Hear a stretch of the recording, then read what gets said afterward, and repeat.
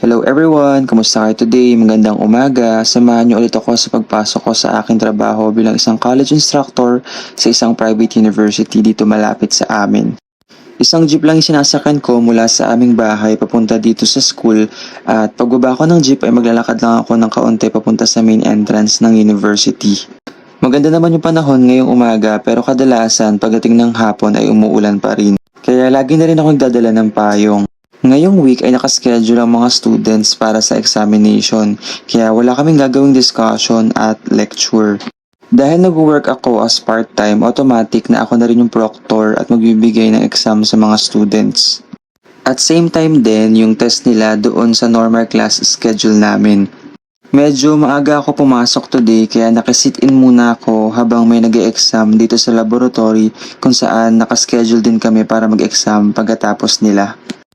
Sa totoo lang ay maganda yung setup na ikaw na mismo yung magbabantay ng examination doon sa subject na itinuturo mo. Kasi right after mag-exam ng mga bata or students, pwede mo na rin checkan yung mga papers nila. Okay lang din pala kahit late na kami mag-start kasi pure examination naman yung gagawin namin ngayong araw. Maya-maya pa ay natapos at umalis na rin yung teacher na nagpapacilitate doon sa computer laboratory kaya lumipat na rin ako ng pwesto at inayos ko ulit yung mga gamit ko.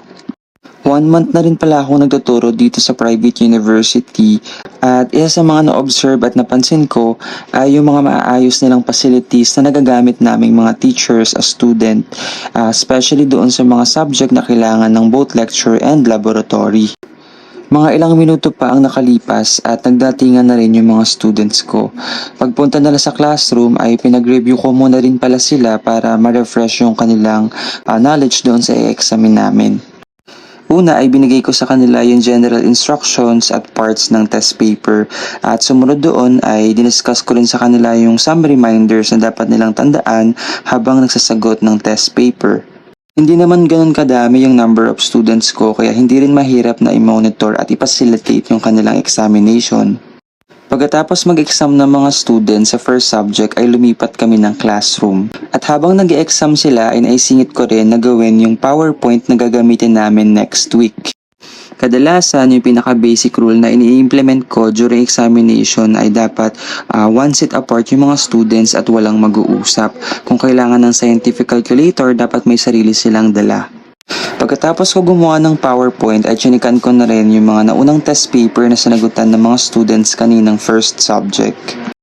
Hanggang matapos ngayong oras namin ay isinasabay ko yung pagmamonitor ng examination at pag-check ng test paper.